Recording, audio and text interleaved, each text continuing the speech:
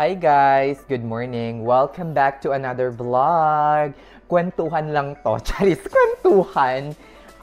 Ano lang to, ikukwento ko lang sa inyo yung aking life experiences or US journey ko simula nang dumating ako dito sa United States of America hanggang ngayon. So dumating ako dito ng mga January, J kasi parehong J eh. January 23, 2023, last year lang. So, nga pala sa nagtanong sa akin, kasi di ba nag-vlog ako about sa US car experience ko, driving experience, kung dito na ba daw ako natuto mag-drive. Yes, dito na ako natuto mag-drive. Ang inyong lingkod, Charis. Ako po ay walang experience sa driving nung pumunta dito. Minsan ay hindi ako nakapag-drive sa Pinas. Hindi ko nahawakan or nasubukang humawak ng steering wheel. Wala akong alam, either automatic or automatic or manual. Wala akong alam sa mga kotse, guys. So, hindi ko, dito na talaga, dito lang. So, paano ako nakapag-adjust? Merong isang, driver namin dito, yung driver ng ospital, kasi meron kaming free transportation for the first month, kung saan dadalhin ka sa Social Security Administration para kumuha ng SSS, dadalhin ka for your pre-employment medical, mga ganon. Yun yung pre-transportation namin. At saka sa mga grocery store. So, karoon ako ng medyo konting kaalaman from that kasi nag-offer siya ng turuan kami. Pero, tinuruan niya kami, nagbayad kami ng onte, siguro mga, I think $20 for 2 hours. Mura na yun, mga inday dito, as in. Nagbayad kami $20 or $40. Ang pagkakaalam ko, 20 ata eh. $20. As in, napakabait nun. Parang ano lang yun, siguro, i-offer niya sana for free. Kaso, syempre, para hindi naman kami mahiya masyado at nagsa-start pa lang, inoferan niya kami ng ganong rate. In which, in our case, okay lang naman.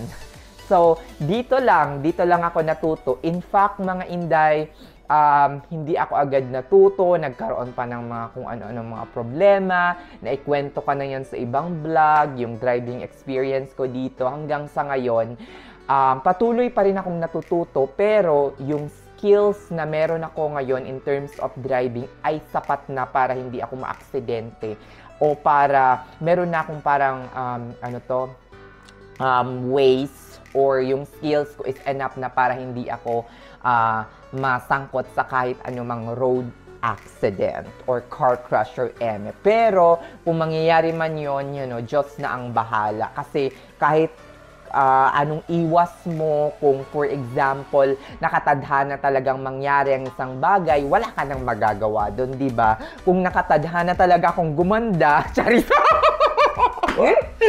Abay, magkakaapam talaga ako dito, Charis. Anyway, ayan. Yun, sa nagtanong kung meron akong driver's license, wala akong driver's license sa Pinas. Pumunta ako dito nang walang kaalam-alam pagdating sa driving.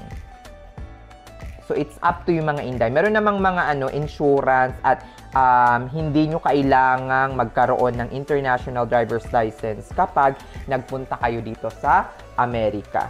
Ayan mga inday, ang ulam ko ngayon ay eggs. Usually ay pagkagising ko sa umaga, nagkakape ako, tapos 2 eggs na may egg yolk, tapos 3 eggs na wala. Na puro white lang. Ganon yung ginagawa ko. So, 2 eggs na may egg yolk, tapos 3 na wala. So, yung 3, inaalis ko yung egg yolk. Diba? Bongga! Ayan, wala na. Ayan. Tapos, tatapon ko lang to sa basurahan. Ayan. Dami kong mahugasin ngayon. Pasensya na, medyo marumi yung kusina ko. So, ayan, mag-start tayo sa life journey ko dito, mga inday, na is i-startan ko sa yung pagkarating ko dito mga Inday. Ayan, medyo mahaba-habang video na to. So kung hindi kayo sanay sa akin, pwede nyo namang i-skip na itong video na to. Pero I'm very hopeful. English pa more. I'm very hopeful na makikinig kayo sa akin, mga Inday. Charis. Ayan. Ayan. Nasaan na ba yung So, dumating ako dito January of 2023. Ang ginamit kong airline ay Korean Air from Philippines papuntang Atlanta, Georgia. So, yung point of entry ko mga Inday is Atlanta, Georgia. Umalis kami doon, I think Sunday or Monday ata, ng mga 11 or 12 o'clock. Tapos, merong layover sa Incheon dumating kami doon ng mga 4 a.m. Tapos, after that, meron akong vlog pala about doon. Kung gusto nyong i-check yung aking experience from the Philippines to Manila nung first time kong pumunta dito. Nga pala, nagbayad ako ng travel tax kasi required yon for first-time immigrant, mga Inday. So, nagkaroon kami ng layover sa Incheon International Airport, Korea yon mga Inday. So, 4 na oras din yung biyahe from Manila to Korea. Tapos, at 9 o'clock, umalis na kami papuntang Amerika! Amerika na, day! Laki ng airplane na sinakyan ko. Ano ata siya? Parang Boeing 747. So, napakalaki niya mga Inday. As in, double-decker ata yun na plane. Tapos yon mga Inday, nakarating ako ng Amerika ng umaga. Siguro mga 8 or 9 o'clock. Tapos yung flight ko pa Dayton is nasa 10 o'clock. Nakarating ako ng Dayton ng mga 12. Tapos yun mga Inday, hinaus kami ng employer namin. Akala ko nga magsistay ako kasi yung first na dinatnan kong accommodation is nasa Hilton Suites kami for like 10 days. Akala ko magsistay kami doon for 60 days. Kasi nga, yung pre-accommodation, ang package talaga na i-offer sa amin is pre-accommodation for 60 days, 1 month free transportation kung saan mo man gustong gumala, for as long as hindi naman excessive. Tapos, meron kaming nakuhang sign-in bonus. Sa amin na lang yun kung magkano yung sign-in bonus. Charis! Ayun, for 60 days, meron kaming offer na kunin na lang yung 5,000 ba yun? Or 4,000? Nakalimutan ko na. Kunin na lang yung pera in exchange of pre-accommodation na hindi ka na magpi-pre-accommodation. Pero, kala ko meron pa pang naman to. Pero, sabi ko, wag na lang. Mag-pre-accommodation na lang ako. Kasi nga, alam nyo naman, ang lola nyo, first of all, ako po yung US nurse na walang kakilala dito, walang kamag-anak, walang ni isang mahihingan ng tulong. So, I have no friend, absolutely no one that I know of na nandito sa Amerika. Kaya nahirapan ako ng onti, pero ang inisip ko na lang is pangarap ko talaga ito noong bata pa ako. Noong bata pa. Ayan, igisa ko na tong itlog. Painitin ko na yung pan. Nga pala, pag nagsascramble eggs ako in the morning, ang ginagawa ko usually, sinosote ko muna yung onion sa oil. Tapos, inaahon ko ulit, nilalagay ko sa itlog mismo. Kasi for me, mas malasa kapag sinosote siya muna, niluluto muna bago siya, kesa sa hilaw na ilalagay mo sa onions. Masarap pag ganun. In my humble opinion. Humble! Tapos ayun, 60 days din kami. Tapos, ang may sasuggest ko lang mga Inday, para mapibilis ang inyong social security, number. para mapibilis ang inyong social security, yung pag-release ng SSN ninyo, kasi ang nangyari sa akin mga Inday, pagkarating ko ng 23, pumunta kami ng Social Security Administration ng mga siguro January 28, mga ganyan, mga last week of January din. Pagpunta ko doon, ang sabi sa akin, oh, you don't need to apply. You do have already, Charis. sabi sa akin, you do have already a social security number. You don't have to apply for SSN. Wait for your social security number in the mail. I said, bongga, meron na agad, hindi pa nga ako nakapunta dito. Yun pala mga Inday, ang nangyari is during the filing of the DS-260, yung nag-fill out ako ng DS-260 ko mga Inday, yung after nyo bayaran yung P-bill or bayaran ng employer ninyo yung P-bill, meron na kayong social security. Mag-fill out na kayo ng DS-260. I-fill out nyo doon yung personal information ninyo, experience ninyo, mga ganyan, at yung mga addresses ninyo. At sasabihin nyo doon or ilalagay nyo doon kung saang embassy kayo magpapa-interview. So, meron doon nakalagay sa social security page or something, do you want to start an application for SSN? So, tinik ko. Yun pala yung nagpabilis mga Inday. Kaya pagdating ko dito, may SSN. Though wala pa yung SSN card ko, pero meron na. Meron na akong social security number. So, kahit wala pa yung actual card, pwede kong gamitin yung social security number na yun na pang-apply sa mga bangko, pang-apply. Kasi kailangan mo ng SSN except for Bank of America. Pwede kang mag-open ng checking account or savings account without SSN sa Bank of America. So, yan yung magandang option din kung wala ka pang SSN.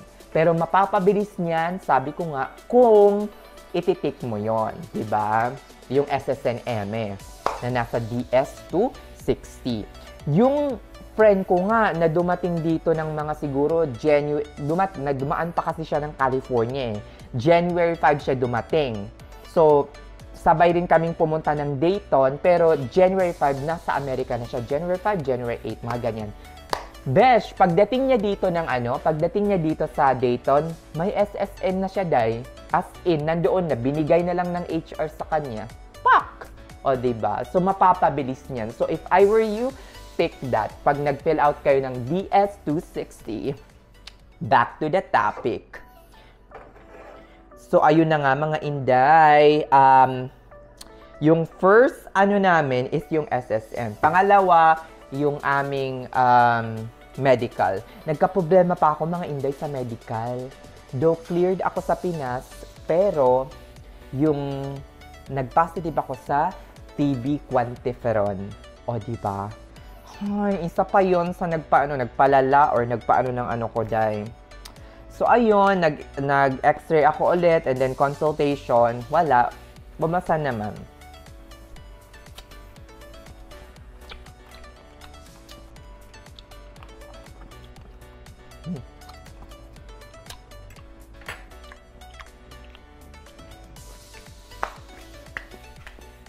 Tapos ayun mga Inday, after ng medical, edi okay na. Inisyuhan na kami ng badge, ganyan-ganyan. Tapos, start na ng work. Pak, pak, pak. Excited ang lola niyo mga Inday. Pakita ko sa inyo yung itlog na niluto ko man. Tansya na medyo marumi yung kitchen ko ngayon kasi nga, ayan. Yan, back to the video. Charis, back to the video. Ayun nga, mga Inday.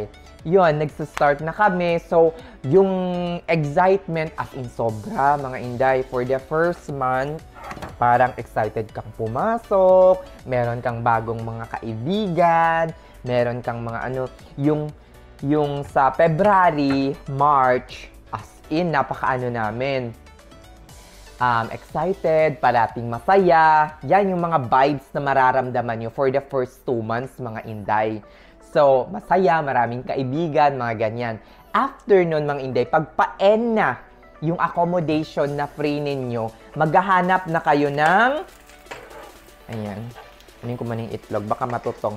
Maghahanap na kayo ng accommodation, mga Inday. And mind you, mga Inday, dito, kapag nag-apply kayo dito, kapag naghanap kayo ng accommodation ninyo or permanent na bahay, apartment, or kung ano man, mag-a-apply kayo mga Inday. Parang ano din, job interview, Charis job interview. Yun. Tapos kung wala kayong credit score or credit history in which wala, dapat meron kayong guarantor. Doon ako nahirapan mga Inday kasi hindi ko alam kung sino yung magiging guarantor ko. May mga ibang apartment na hindi kailangan ng guarantor pero yun yung mga unsafe na mga apartment. So, buti na lang meron akong kaibigan, meron akong friend na nakilala in which as in very helpful, super helpful naman siya. As in, tinulungan niya ako na makahanap ng guarantor. Ayon, bonggacious. Nagkabahay. So, I'm still thankful sa taong iyon. As in, napakabait nun. So, after nun na magsa-start na mga Inday yung stress ninyo. Kasi first and foremost, after 2 to 3 months, mawawala na, magda-downgrade na mga Inday. So, ito yung sinasabi ko sa inyo na huwag kayong magmamadali dito sa Amerika. Papunta dito sa Amerika kasi hindi always parang high for the first year ang mararamdaman ninyo. Or joy, happiness, hindi ganun mga Inday. Dadanas at dadanas kayo ng struggle, challenges, and hirap. Hindi bongga. So, ang nangyayari mga Inday, after 2 to 3 months, magsa-start na yung mga problema ninyo. Number 1, magkakaproblema na kayo sa mga housing, maninibago kayo. Yung iba na hindi OFW ng matagal at sa Pinas, nakatira sa parents, ma-homesick na. Yung iba, madidepress. Yung iba naman, magkakaproblema or masa-stress sa bedside. Though sinasabi ko palagi na mas madali, di hamak, mas malayong mas madali ang bedside nursing dito sa Amerika. Yan ang parati kong sinasabi. Pero mai-stress at may stress ka pa din sa mga kasama mo, sa mga bagong equipment, sa mga bagong ganito na dapat mong i-learn. Kasi dito mga Inday, as in, new things, new environment, mga ganyan. So, yan, sasama yan sa mga stress mo, mga Inday. So, if I were you, wag masyadong magmadali, i-enjoy ang buhay, rampa, pek. And wag nang mag-worry too much. Okay lang naman mag-worry ng paunti-unti sa isang bagay. Pero, ang mga ganyan, nakakatanda kasi mag-worry. Lilipas at lilipas din yan, mga Inday. Always pray, always be grateful, always be very thankful sa lahat. Ng laway ko. Thankful sa lahat ng bagay, mga Inday. As in, di ba? Huwag masyadong reklamador, mga Inday. Remember, ang mga taong nagrereklamo or masyadong reklamador, hindi pagpapalain ni God. Charis, joke lang yun. Ay, baka masunog na yung niluluto ko, dahil. Kakaloka. Ano na natin? Itlog lang to mga Inday. Nalalagyan ko ng very famous na sauce dito na Chick-fil-A. Yung Chick-fil-A, pinakasikat na fast food. Kumbaga, kung sa Saudi Arabia, para siyang Albaik. Or, kung sa Pinas naman, Jollibee, di ba? May mga Jollibee din dito, pero nandoon siya sa mga sikat na lugar like Chicago. Natikman ko ang Jollibee sa Chicago, pero mas masarap pa rin sa Pinas. Halos similar lang yung taste. Meron sa New York, natikman ko rin yung Jollibee sa New York. Ang sarap! Promise. Parang Pinas lang din. Pero yung chicken, mas masarap yung Pinas. Yung, ano pa ba, New York, Chicago lang ating natikman ko eh. Hindi pa ako nakapag-Washington. Malay niyo, mag-Washington ako this coming, kasi marami akong off. Shalak!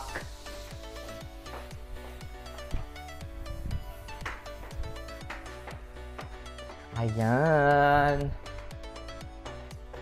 Ay, gusto ko palang i-mention ito sa aking Ayan. Nakatanggap pala for my birthday itong pabango. Pabango na Dior. Ang bango. Iba. Bongga. Iba talaga pag mamahalin. Charis, magkano kaya ito? Thank you so much, Beshi. As in, first time ko itong makatanggap ng ganitong pabango. Ay, nakatanggap pala ako ng Dear before sa Dear ba yun yung brand? Basta mamahalin din yun. Nung nasa Saudi Arabia pa ako, bigay ng head nurse ko. Pero ito, as in, first time kong magka-Dior. Maliit lang siya, pero thank you so much for my birthday. Charis, pak! So, ayun mga Inday, after 2 to 3 months, ituloy natin ang kwento. Ayan. Wala ko ng bread muna. Tapos upo tayo doon sa may... Ay, nako. Nakaloka. So, ayun, hindi masyadong glory or glorified or kung ano man yung pagpunta nyo dito sa Amerika, mga Inday. Please. Please lang, wag masyadong nagmamadali papunta dito sa Amerika. Ayan. Cherries! Ayan, munti pa akong mabonggo. Pap. Ayan. Punta tayo dito. Ayan, my God. Mamaya na ako maglilinis. Charis. Ayan, after 2 to 3 months. Pero after 6 months, mga Inday, siguro after mga 6 to 8 months, mga ganyan. Kasi mga bandang November, December, or September, October, nag-OT na ako ng bonggang-bongga. So, it means naka-adjust na ako. Parang fully adjusted na ako, mga Inday. Though, hindi ko sinasabing super skilled ako, pero medyo komportable na ako ngayon sa area ko, kung saan man ako ngayon. Diba? Pipiliin ko bang mag-bedside forever? Definitely not. Diba? Kahit gaano pa kataas yung pera, hindi sobrang sa akin na sarap!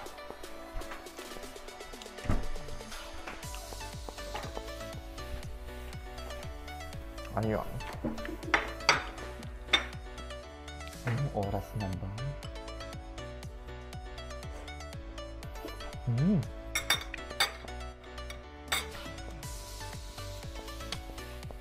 After 6 to 8 months, makaka-adjust na kayo, mga Inday, as in. Tapos magbakasyon kayo, maski mga once a year lang, mga Inday. Kaya ako nag-encourage sa inyo na magbakasyon, maski once a year, mga Inday, para ma-refresh yung utak ninyo, makita niyo yung mga parents ninyo. Huwag niyong isipin yung gastos, mga Inday, as in.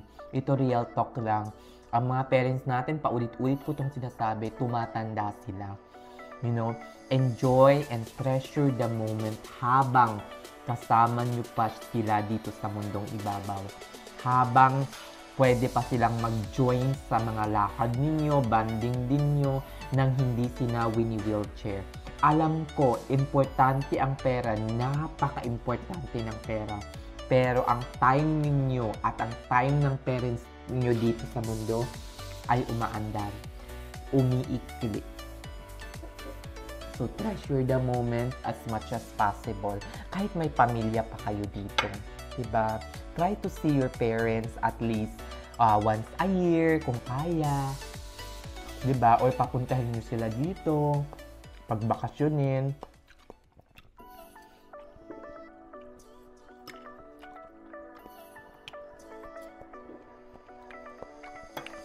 Dito sa Amerika,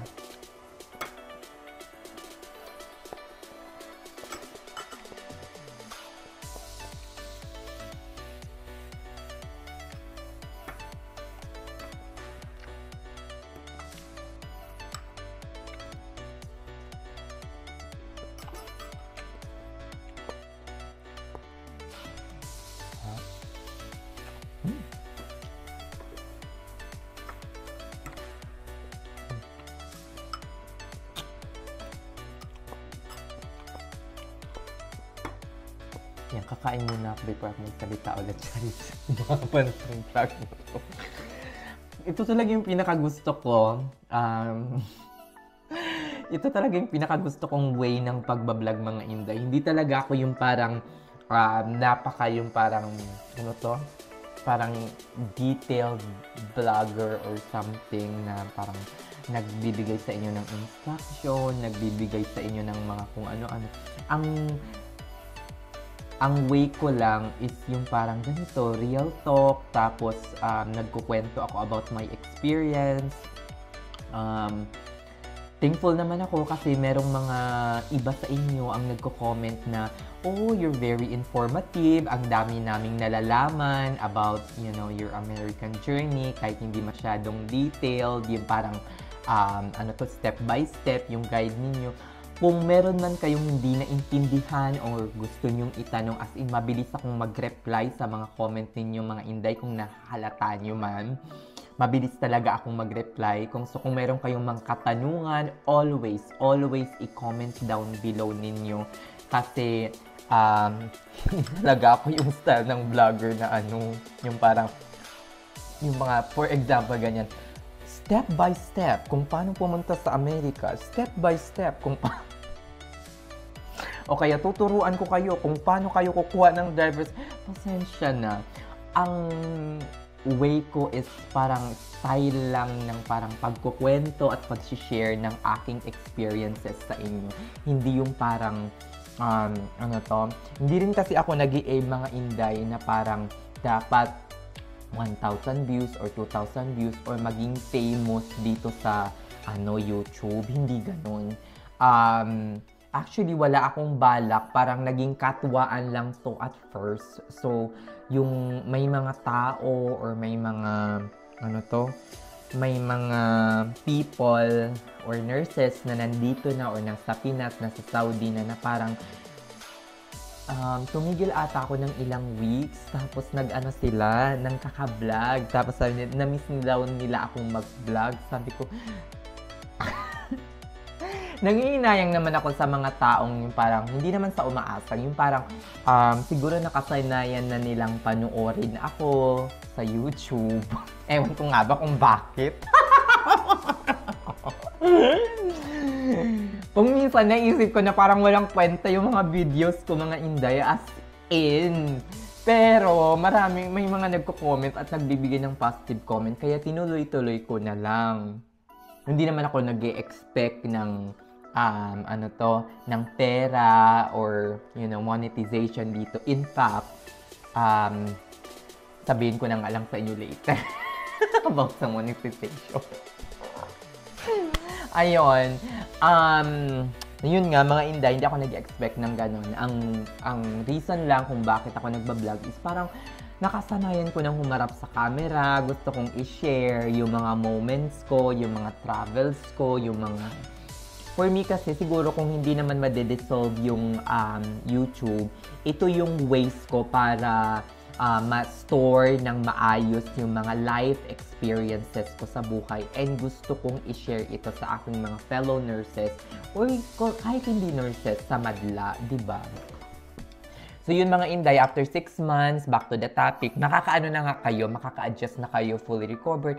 Ako ngayon, as in, after nung nag 1 year ako, wala na. Lalo na nung umuwi ako ng Pinas, mga inday. After, pasensya na kung mga inday yung tawag ko sa inyo, nasanay na siguro yung dila ko. Gusto ko sana kayong tawaging co-nurse or co-nurses o kung ano man, pero nasanay na talaga yung dila ko na inday yung parati kong nasasabi. Or guys, hey guys, mga ganyan. Hello guys. Nasanay na rin yung dila ko sa pagsabi ng hello guys kada open ko ng vlog kung minsan. So kung ano lang,